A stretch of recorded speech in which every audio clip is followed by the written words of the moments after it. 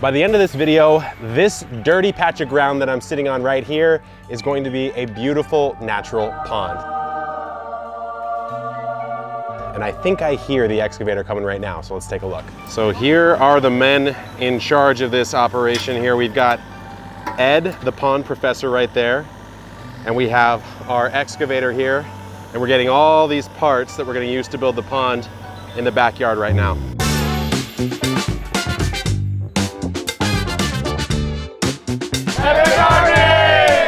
Kevin Espiritu here from Epic Gardening, where it's my goal to help you grow a greener thumb. I've never really gotten into aquatics, and that's why Ed is here today. Ed, the pond professor. From Aquascapes.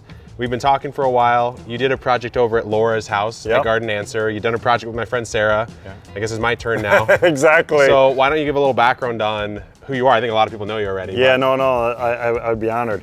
So with Aquascape, I've been with Aquascape since 1993. So I have designed and built thousands of water features around the world. Yep. My background is in aquatic biology, so I'm a water person through and through. Yeah. And when we started chatting a little bit, probably about a year ago now, because of your angle of sustainability, Southern California, trying to protect resources, just right up my alley. Yep. So putting in a water feature, I think is really, really important for biodiversity of the local ecosystem. So it's really important. Also, by capturing that stormwater, we're keeping it out of storm sewers, and it becomes a resource for us. I mean, it's a valuable resource. Even though you don't get a lot of water here, we might as well capture it. That's the thing. And you guys have seen on the channel before, we've got the rainwater capture system over here. We've got my shower runs out to the orchard.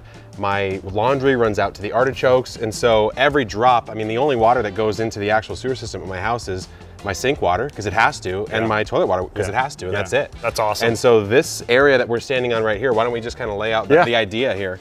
So the area that we've kind of pulled away some of the wood chips out of, we're looking for an area about 16 foot by 18 foot. We're gonna go down 24 to 30 inches deep maybe. So this will be just a catchment system that's gonna store the water. The pond system will be next to it, adjacent to it, but this will be the main, that infrastructure that we really want to get done first. So we've got a submerged tank at about 3,000 gallons that's going to pump up into the pond ecosystem. Exactly. It will be an ecosystem as well. Absolutely, right? Absolutely. And rainwater is an incredible source. It doesn't have any chlorine or anything like that in it. You know, it's water the way nature intended. I guess the first step is dealing with this big beast behind us and it's just digging out, which we are not doing ourselves. We're letting a professional do it. So let's get going on that.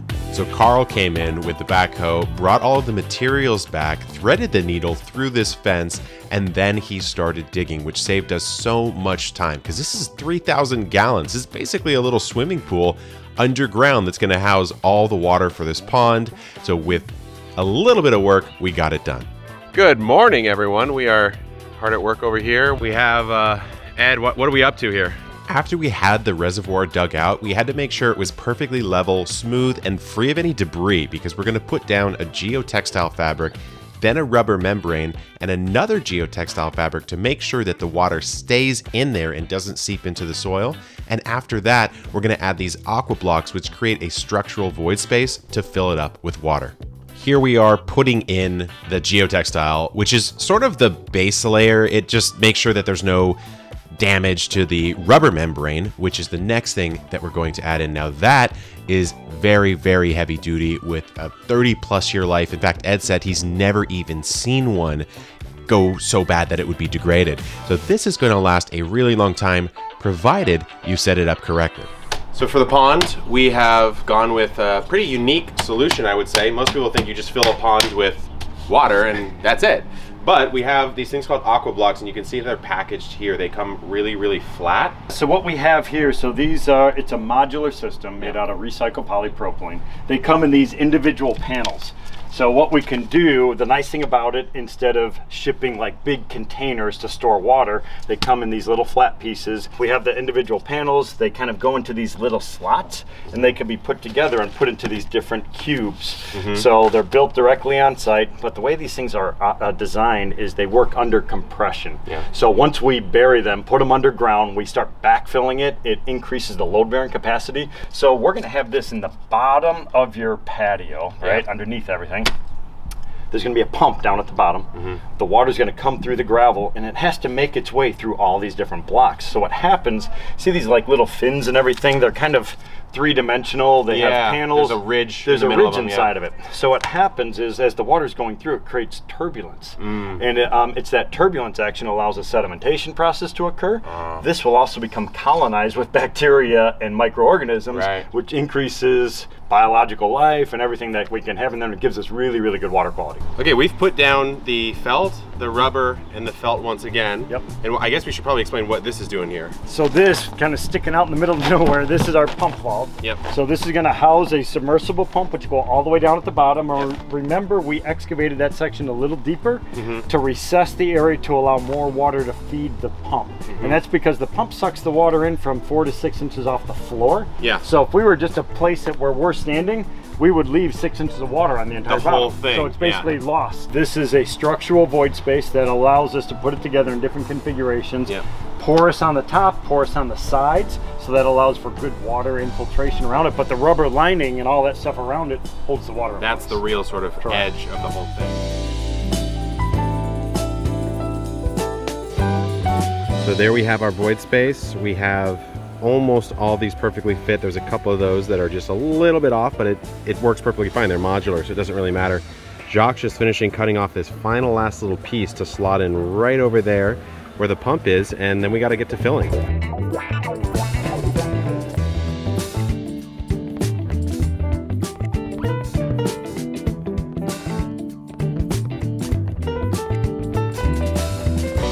All these aqua blocks are locked in. There's fill dirt around all the perimeter here. And then there's a second layer of just flat panels on top to create a better sort of filter to keep any gravel out. So now we're gonna dump those bags of gravel all over the top to create a permeable layer.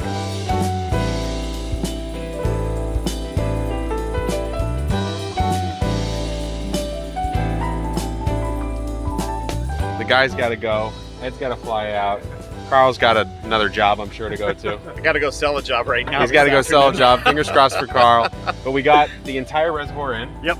And we're going to be back, actually, for you guys in a couple seconds. For us in a couple weeks. To put the actual pond in. So thanks to both of you guys. Really appreciate it. Awesome. All right. It's been a while since the master himself, Ed, is back. 2.5, 3 weeks ago, exactly. Yeah. So what we're doing now is, you can see there's the water tank right there, which is right there. We're actually sitting on We're sitting the tank right now. Right in this corner right here. Yeah, right in that corner. So we were thinking the pond may come out over here, but there's actually quite a bit of space in this area to make use of, which is effectively what you see right there. We still have to have that waterfall, Yep. so that's going to be part of the filter, and we want the waterfall to be visible from the main viewing area. So waterfall almost be where that bag is at almost. I think that's cool. Yep. So that'll be right over in here. We'll have that fall into like a little pooling area of some sort. So this will all be built up. So right where you're sitting, we're going to actually have to come in here and maybe put some boulders here. Could be like a little seat wall. So basically there'll be a boulder right about here. Yeah. And then we're going to have to block that off to pool the water above ground and then have it come around this way. Exactly. Yeah. Okay. Main one coming out of the filter itself, Yep. which is going to be up by the tank. Another one is going to be right over here where you were just standing, which is going to kind of twist the water a little bit. Yep. And then we're going to kind of twist this and have it fall into the corner. And that's how it refills. Yeah, again. exactly. So there's going to be a waterfall right here, which will be great because this is all going to be flagstone patio. Yep. So if you're sitting here, you're going to actually see a waterfall coming right at you. Yeah, going right into the ground. And then we could still do stepping stones or a bridge or something to cross over. Yep. So what I think we can do, again, this is all good on paper, but if we get like an extension cord or a garden hose, we could literally mark the exact shape out that we're all happy with. Okay. And then we could start working backward off of that. Let's do it. An extension cord is great for this because you can mold it to whatever shape you want, and then you can spray it out because you're going to need an excavator to come in and dig yet another huge hole. We're here at Southwest Boulder and Stone. It's not just boulders. There's a ton of different things here, but we're thinking about the boulders for the pond. Yeah. And you're telling me I need way more than I thought. You need a ton. So here's the thing when you're working on a pond or something. I love this rock here. It's huge. Yeah. We probably can't move this without a crane, so probably gonna go for smaller ones, like maybe half this size. But when you use these boulders to make them look natural, you're gonna want to work them into the landscape. So sometimes you're gonna cover a fourth of it. Dig it in. Half of it, depending on what it is. So the boulders end up looking smaller. So I'm thinking like, you know, like 2/3 of this pile would be great. Okay, so I kind of like these. And That's amazing. That is natural. Is it? Which is, yeah, it is. It looks metallic It almost. almost looks like graffiti, but Yeah. in a cool way. Yeah, yeah. If we go that way, you gotta like turn your whole yard going that way. Yeah, which I don't want to do. Baja Cresta are cool. Baja Cresta's cool. Hey, Baja Cresta's got a monthly special on it. And they're usually like one of the pricier ones. Okay. So, might be worth it. Might be worth it. These are actually really cool. But there's so many colors and so many options. We really gotta like pick a theme and like go with it, or else you're gonna have a collage and it's gonna. It's too much. So we found what's called a Cocoa Flat piece. It's like 1,600 pounds. And this one right here is gonna be the waterfall feature where it falls off that shelf, and it's gonna look insane. So now what we're trying to figure out is, does this Cocoa Flat match the Baja Cresta, which is the one that I like the most? And I don't know about you, Sarah, but I feel like it does. It does. You have good taste. There we go. Southwest Boulder and Stone. So we underbought our boulders by like 50%. So we're looking for some of the less expensive boulders here to go in the pond. And then we need even more of the accent boulders, probably these Baja Crestas that we got last time, to line the pond. But I bought 5 tons. I thought that would be enough. It was not. We need way more boulders, so we're going shopping. While Carl was digging out the pond, we were picking rocks and actually bringing them to the homestead. So this amazing crew of Aquascapes contractors helped out with the digging as well as the rocks. Look at how many we ended up getting. Like I said, I bought about half as many as I thought. They brought a flatbed semi to deliver the rest of the rocks. The retaining wall is just about complete. What we need to do is bring up this elevation a little bit higher. Because remember, our biofilter is going to be sitting here. So that's going to be the start of our waterfall. It's going to be sitting probably somewhere over here. With the biofilter, they've done something really special. It is the beginning of the waterfall. The water will spill off that edge there, but also it's going to filter in an interesting way. We have this mesh strain here for any particulate matter, but also surface area with these bioballs for beneficial bacteria to colonize and help to purify and clean the water. And then this little tray up top that you can add rocks in, and you can add sort of plants and sort of disguise the biofilter so it looks like a natural system.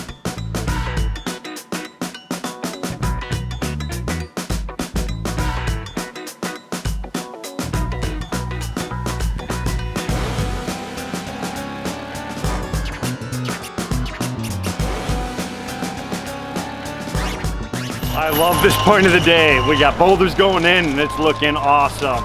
So we have that incredible selection that we picked out yesterday from Southwest Boulder and Stone. Kevin actually just ran back to get some smaller stuff.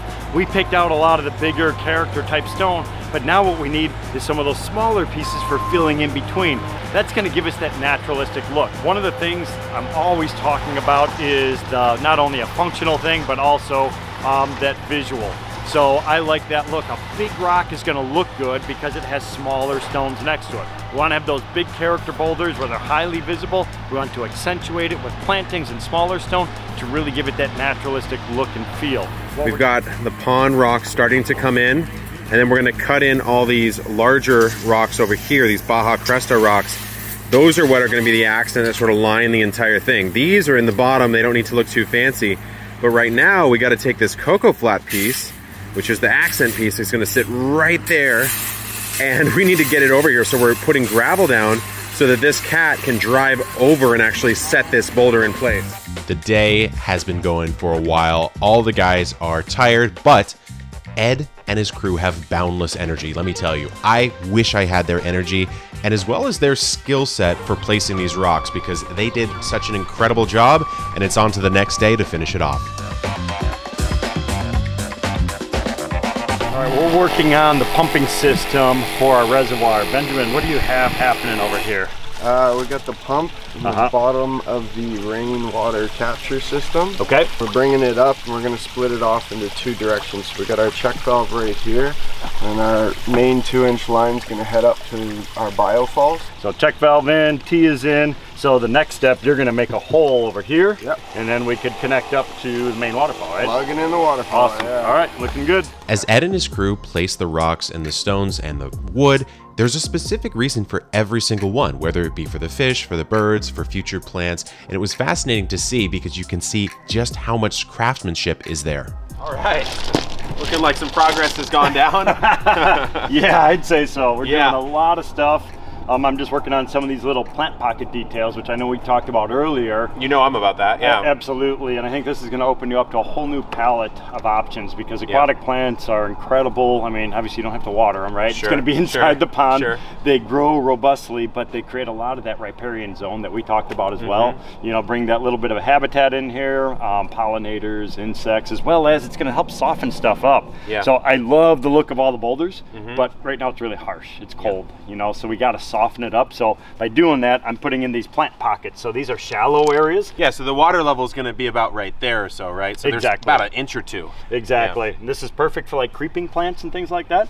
This also, with this flat rock, is kind of a nice spot to walk in and out of the pond, if, you know, if you want. And then if we go over here, we start to see the real cool piece that you kind of built in, which is the what we're calling the Cocoa Flat boulder. Yeah, that's one of my favorites. It's I so love cool. it. We thought this would be the waterfall boulder, but it turns out it kind of is better as like this water's edge piece. Yep. And then we built, instead of this bridge idea we had, we did these two stepping stones over here. And then over here, I guess, is what we're working on now is the actual waterfall. Exactly. Yeah. So it's just that big, you know, jigsaw puzzle. So we're just picking up the rocks, twist them, turn them, flip them, flop them in all different directions to try to get that visual that we're going for. Yeah. We have a few things that we have to be conscious of. One is the biofilter, so we're trying to hide that. Yep. So now, as the sun goes down, it's about placing rocks as quickly as we can, right? Well, we're down to like the last, what, 7 or 8 maybe rocks that we have to place, at least big ones and a bunch of small stuff. Sure. But yeah, I think we're getting down to it, and thankfully you started filling that up with water, so we have water in here, and when we turn that pump on, we've been filling it for what, 7 hours now, I want to say.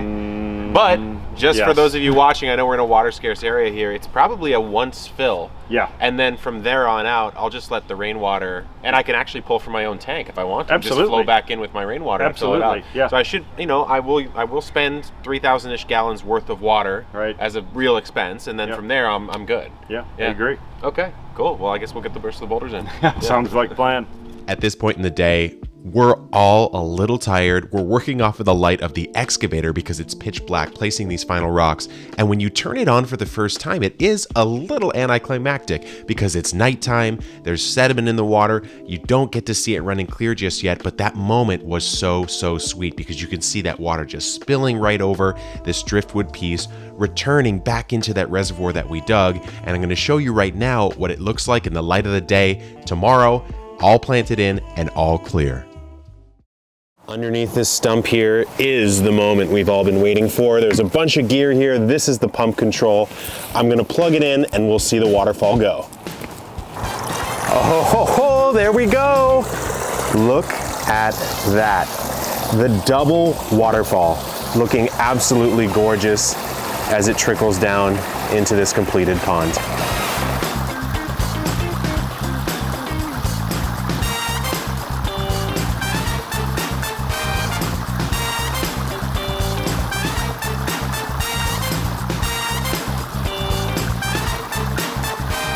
And check out what happens on the return. It comes down, it goes over this beautiful little piece of driftwood here and kind of just babbles its way back into the system that we built earlier.